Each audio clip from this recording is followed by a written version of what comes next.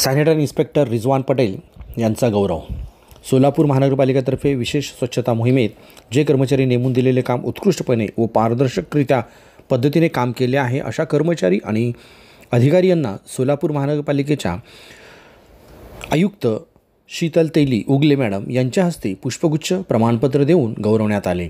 कर्तव्यदक्ष sanitary inspector Rizwan Patel यांना आयुक्त शीतल तेली उगले यांच्या हस्ते पुष्पगुच्छ प्रमाणपत्र देऊन गौरवण्यात आले।